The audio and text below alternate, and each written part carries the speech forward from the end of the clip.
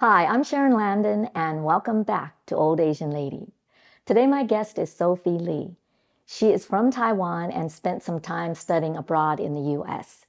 We chat about her career choices and how that led to entrepreneurship in partnership with three of her friends.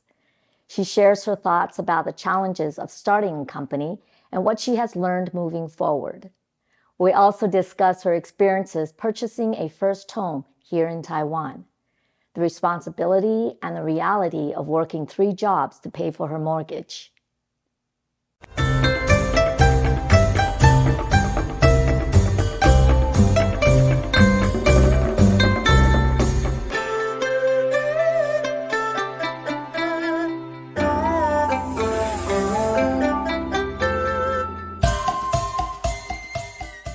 So this is the thing, it seems like your whole life up to now is, you figuring things out yourself and you solving problems, which is exactly what it is that you want to do. Yeah. And that you're actually quite good at, really. I mean, it sounds like whether it's your own problems or, other people's problems in terms of work or whatnot. Yeah. So I that's think, exciting. yeah, I think I wouldn't say I'm good at it. I think it's just like I never really want to give up or just like accept the fact that this is it.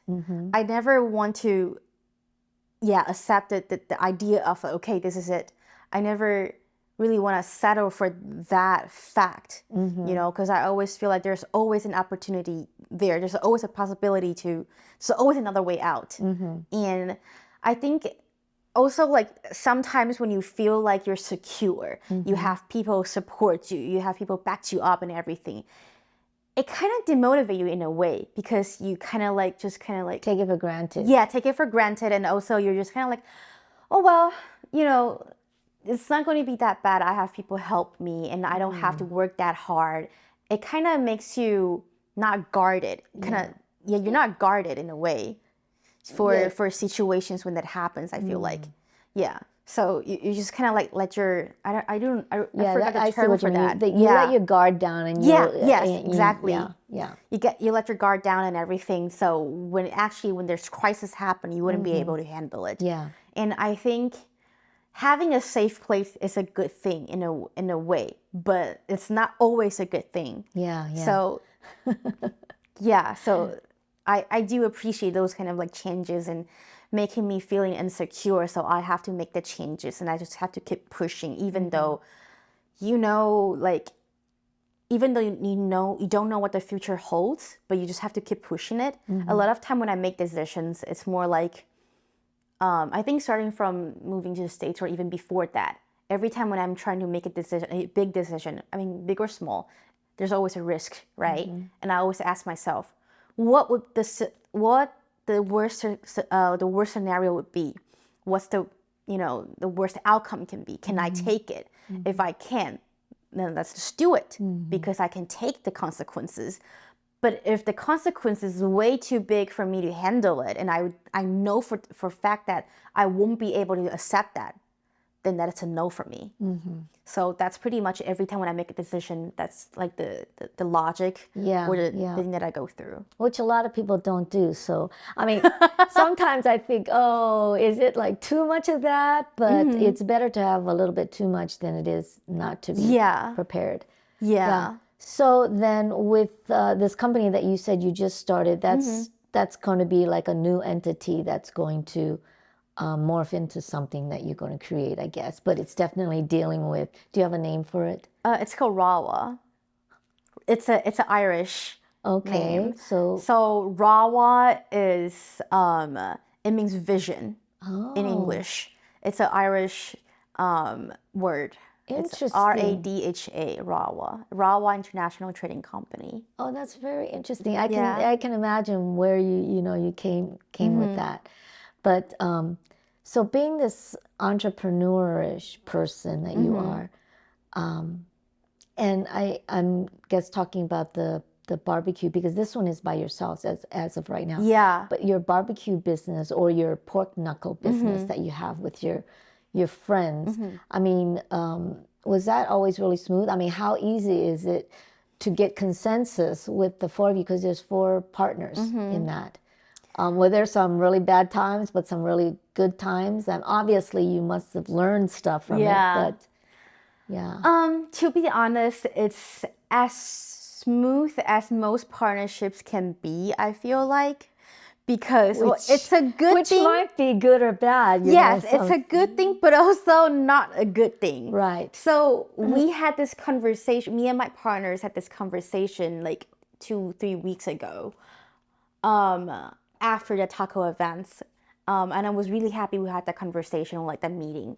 So in the past year or so, the barbecue thing, I think most of the time it was always me leading everything, which also was kind of like, when we are talking about our role in the company and everything, I am the one who's kind of like doing all the planning and stuff. And then one of them is pretty much in charge with the, to manage the store. The other ones I manage with order things from the supplier and everything.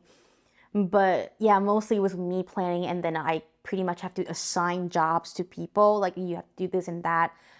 And then I just kind of feel like tired in a way, because I feel like, because to me, a very good partnership is that when you have an idea, you bring it up to your partners, and then they start telling you that, I think this is a good idea, or I think this is not a good idea because this might not go well, this might happen, da da da da da.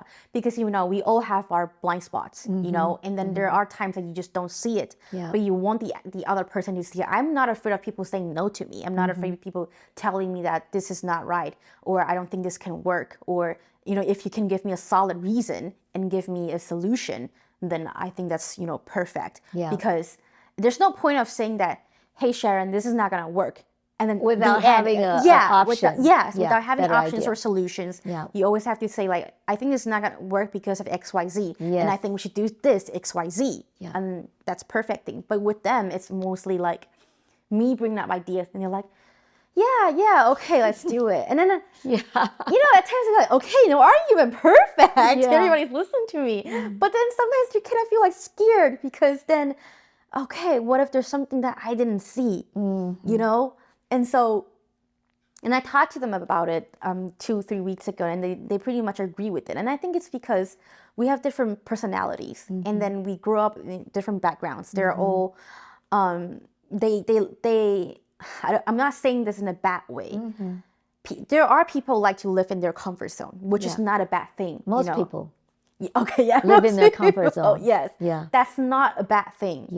But to me, I'm not the kind of person, and I go out to meet different people and getting different ideas from people, and that's why I can bring those ideas back to my business and then tell them, hey, maybe we can do this and that, But I wish that I'm not the sole person doing that. I wish that they can do the same thing too, because just like, for example, the pork knuckles thing that we did last time. So it was pretty much the event held by, foreign groups of people. So a lot of vendors, they're like foreigners, and most of them speak English. But my partners, they don't really speak English. They're not really kind of familiar with those kind of environment and everything.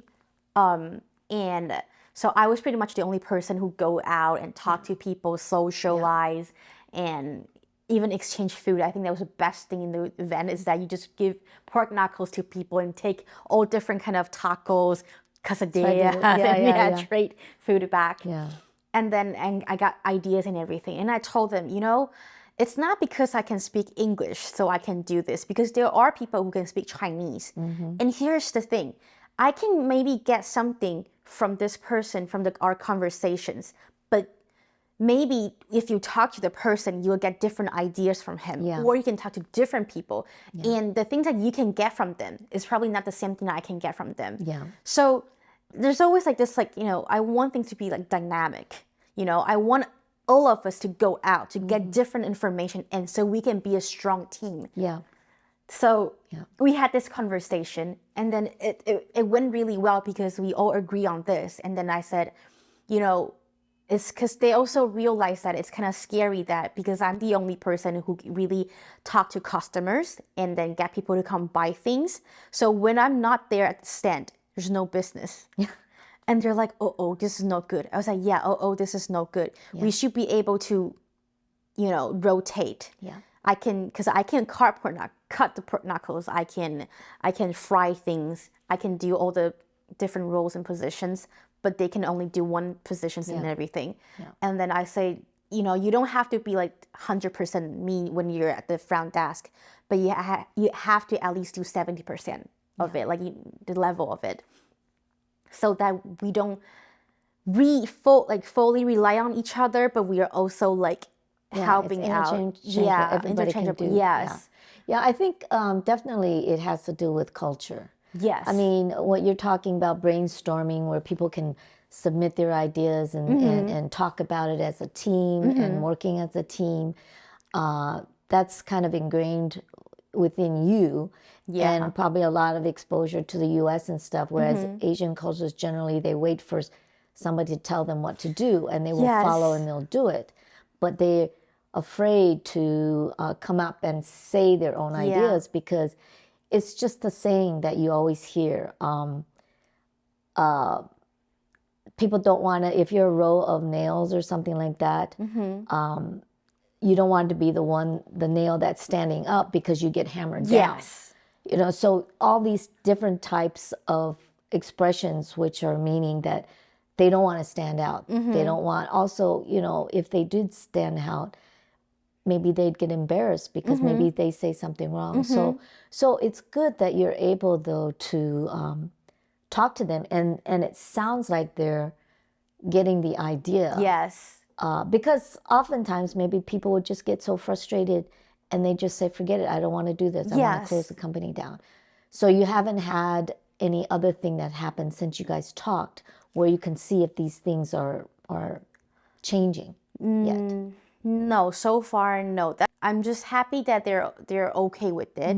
And then I'm just happy that they're willing to try. And I'm not saying that at a higher position as in like, oh, I'm better. No, I'm saying that in a way that you're trying to lift them up too. Yes. Because I know that this will help them as well. And not just business-wise, but also life-wise and everything.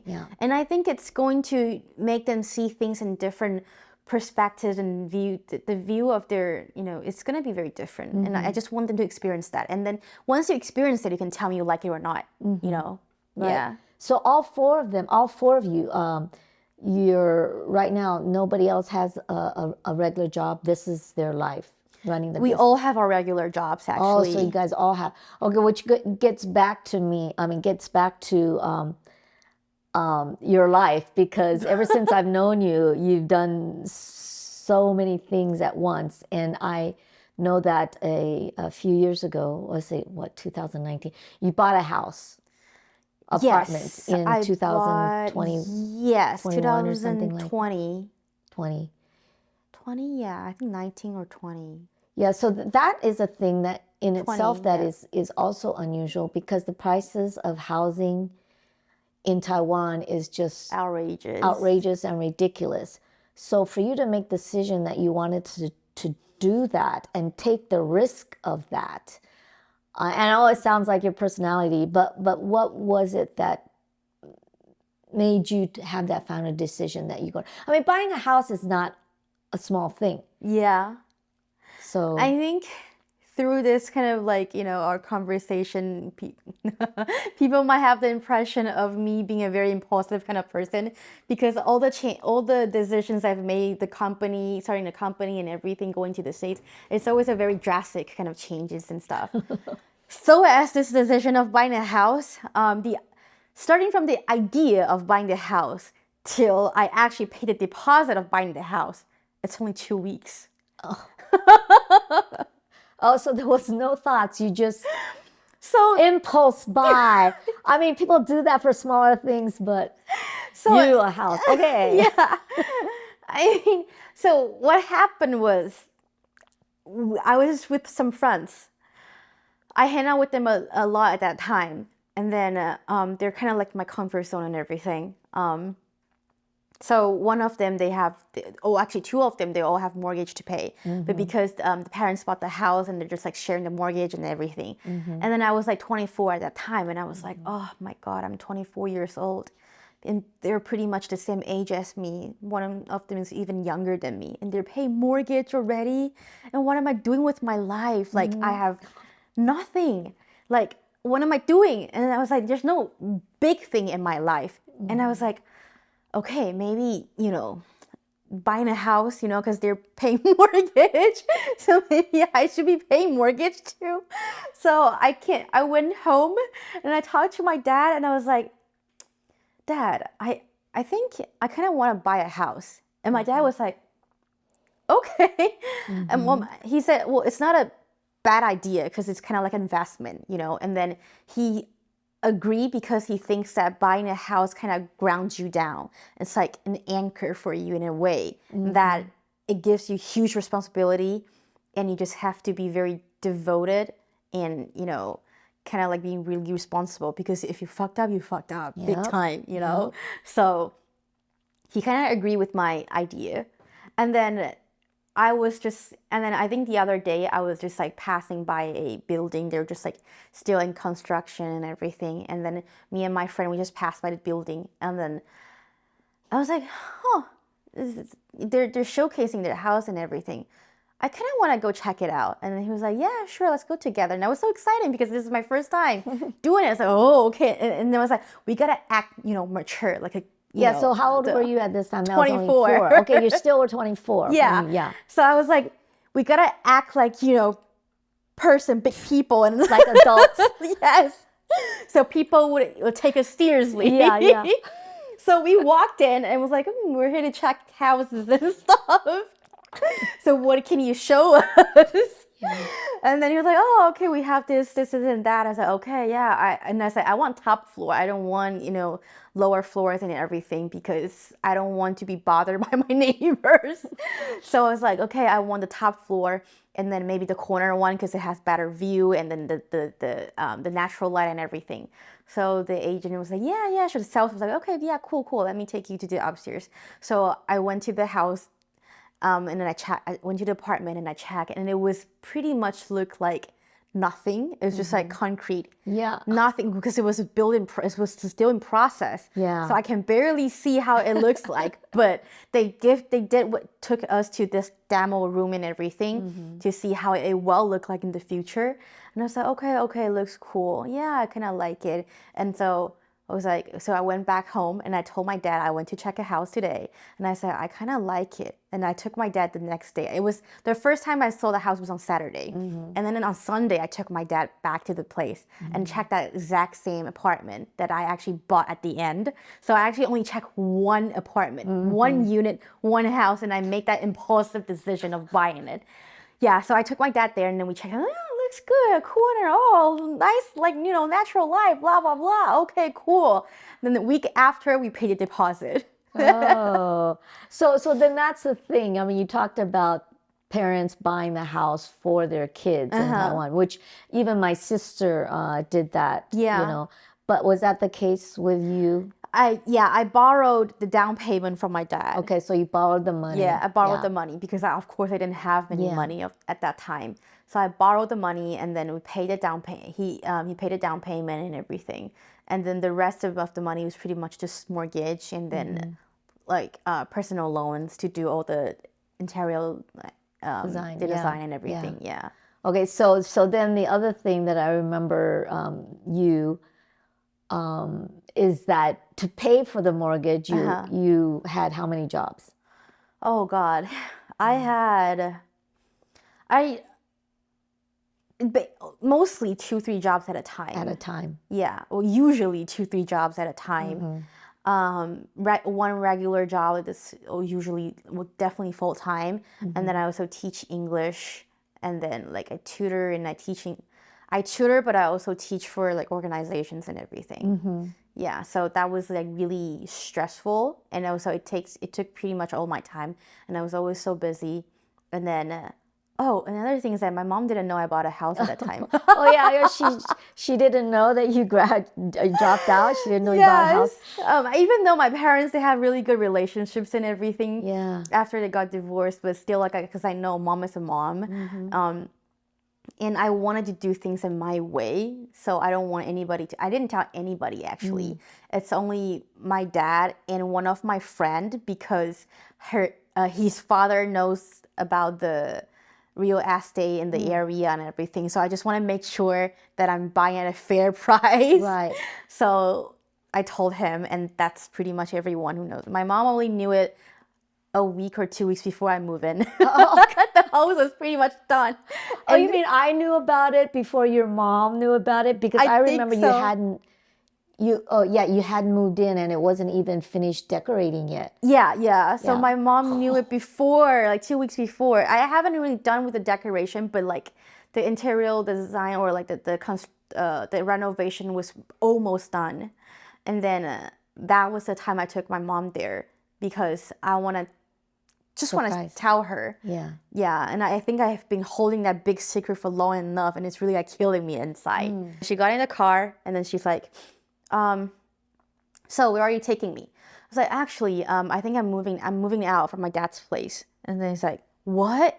You found a place already? At that time, she thought I was renting a place. I was like, yeah, I found the place already. Like, does her father know about it?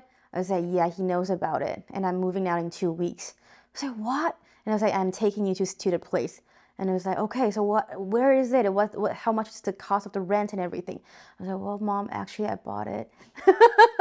My mom was like, what? She was like, okay. And then she like tried to act like really calm, I can tell, because usually she's, very like expressive. And so I took her to the places, and I think she knew that the reason why I didn't tell her earlier is because I didn't want her to have so much opinions or suggestions and stuff. So the whole time during the tour, she was like quiet. She was like, wow, nice, well, cool. But yeah. Oh wow. But yeah, So, and afterwards, then she kind of understand why I was busting my ass to work so much, because I know I have mortgage coming up, Yeah. because I know I'm going to be super stressful. And so she understood at the time that why I was always working and everything. Yeah. oh, so like during the time that you were working, what was the worst thing? What was the worst time in your life, if there was any, where you There were just definitely so was. stressed? There was not one time, it was so many times. It was like when the regular job is not doing well. And then it was that when because I was always teaching English and teaching kids. And it's not as easy as people think it. I mean, it depends on how you see the job. But to me, it wasn't easy in a way that I always want to be inspirational to people. I always want to inspire them to learn, because when I was a kid, I know how it feels like to be forced to learn things. So to have, to think about how to be creative, to be inspirational and everything, is actually kind of stressful. And then to also need to think about things with my regular job, that's also stressful. And there was a time that I didn't even have time for dinner. I just have to, after I finish my regular job, I have to rush home and just start teaching like for 2-3 hours, and then I can rest. But then at that time, it would be like 9-10 p.m. already. And it was just like, you're doing that every single day. And then you have no time for yourself at all. And you just feel like you're restless, because you do need time for yourself to think about what you want, or just to relax. But my mind was always like working and working and working, like thinking about this and that, worry about this and that. So it was really, really stressful. And I had a couple of breakdowns, of course. I remember just one time, my mom came by and dropped off some food and everything, because she knew that I didn't even have time to eat or to cook or do. And I was just having 7-Eleven like microwave food and everything. So she just like brought like homemade like bread or food and everything. And then I remember I had a broke down. I hugged my mom, and I was like, my mom was asking like, "Are you all right?" I was like, "No, I'm not." And I start crying, breaking down. I hugged my mom, and then I was on the street. I was like, "Mom, I don't think I can do this anymore. I don't think I can do it. This is too hard and everything." And then that was the first, not like the first time, but like, mom actually started like, encouraging me and saying that, I'm proud of you. You're only, 24, 25, and then you're doing this. When I was at your age, I never really think about buying a house and everything. And the words that she gave me really kind of like was really, really encouraging. And because growing up, she was mostly, most things that she said was kind of like negative, like criticizing, even though it's from a good place, but that's typical Asian parents. Yeah. But after going to the States and everything, she changed a lot. I changed a lot, and we talk about a lot about communication and stuff. So she started to be very encouraging and supporting and everything. Yeah, so it was really good. That was really like the very first time I feel like I have support from my family, and then and I was like feeling like comforting, and then she was just like, you know what, worst case scenario, you sell the house to come live with me. I was like, okay. Yeah, So yeah. I mean, how many years did you do this? I mean, 3 jobs to support yourself and your mortgage. I think starting from 2020 So till it's now, it's been 4 to 5 4 years. to 5 years. You said you had breakdown a couple times, but what was the thing that just made you keep on going? I think it's me. I think it's my personality of not wanting to accept the fact that this is it. Like, I don't like losing. Let's put it that way. I don't like losing. So it feels like if I give up right now, I lose this battle. And I don't want that. I don't like it. And I don't want to tell people that I'm I lost it or something. So I think that is the reason why that keeps me kind of going. And then the really like interesting thing is that every time when I actually push myself or try to get through all those difficulties, it's not really when I feel like I have support. It's every time when I feel like I have no support. Oh, That's a very interesting that I discovered, because I think it's something that I kind of like cultivate, maybe like from growing up, because there were a time that, because my parents were pretty busy with work and everything, and there were times that I feel like insecure. Of course, when I was in the States, when I was all alone, so there are times I was feeling like insecure and everything, and I know that it's only me that I can depend on. So I kind of already get used to the idea of you just have to go do it by yourself, and then that's just it. So when I actually have support, when I actually have people helping me and everything, it will become the thing that we talked about earlier, that you just kind of like loosen yourself, like, okay, things gonna be fine. So yeah, the interesting thing is always kind of like, if I have some really hard situation, I'll just push it through. Sometimes friends help too, talking with them, and then they kind of like motivate you, or seeing people working really hard. It's also a thing that kind of motivates me, because you see that, okay, if they can, we're all human. If he can do that, if she can do that, why can't I? There's no reason that I cannot do it. And we don't know if I can do it if I don't actually do it. Yeah, if I don't actually try. Yeah.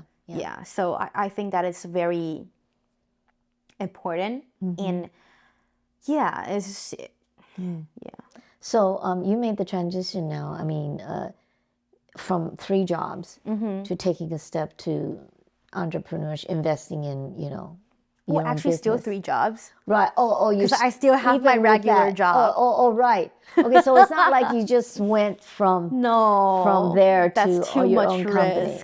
Yeah, but you're the one. It seems that takes a lot of risks. Yeah, but then So again, you have to see if have the, you know, yeah. if the worst case scenario happened, can you Oh, take it? No. I still need to have regular income right. because I just started my company and then it's not stable. And to me right now, I think I'm not gonna put, 100% of, or not even 60, maybe just 40, 50% of my energy to my own company because I think I need to gain more experience and also networking to be able to help my company to actually grow. Yeah. I think right now it's a little bit too early and then it's not efficient to do that, to put your so much energy in it, and while you don't have that much resources, it's not efficient. So, but I think it's a good thing that I started the company. So when there's like opportunity comes, you'll be like, okay, I'm ready for that. Yeah. So I still have my regular job, and I do enjoy my regular job. Yeah. So and I think it's also kind of not, mitigate the risk. Yeah. Mitigation is very important if I have learned something in my life. Yeah. Yeah. So the job that you enjoy right now, because it seems like you didn't enjoy a lot of stuff. What is it? It's a marketing tech company. It's a market tech company. So we do like, it's kind of hard to explain in a way. So we do system like, I forgot the full name of it, like SaaS. Okay. Like system, Yeah. like SAS. yeah, SaaS.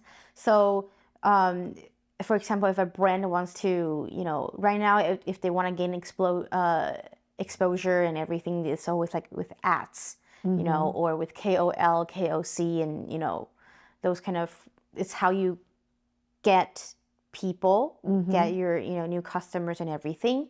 But what our company is focused on doing is more like managing the people, the member that you already got, and how do you use them to kind of like maximize their value. Yeah. So we always thought that a customer, their value is their purchase, how much they can purchase in our company, in the brand and everything.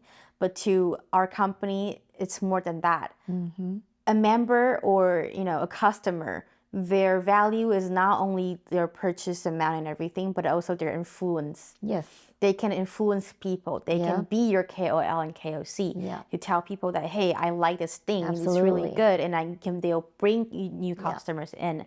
And it's always like you need to give them an incentive. Yeah. So with our system, people can use Line to kind of like to referral. It's kind of referring system thing. Right. So they get compensation for referring. Yeah. And we use Line points as like, as the incentives and everything. And of course, a brand, they can decide how many percentage of the incentive is and everything. But that is pretty much the logic. Yeah. Yeah. Well, it's absolutely important. Customers are very important, and it's not just the first purchase that they make. And oftentimes, a lot of companies, they just see that and they don't see the results or long-term results of 10 years keeping this client who can be repeating in terms of the revenue that you get from them. Yeah. So, okay, that's good because definitely it's something that you need to learn for your stuff.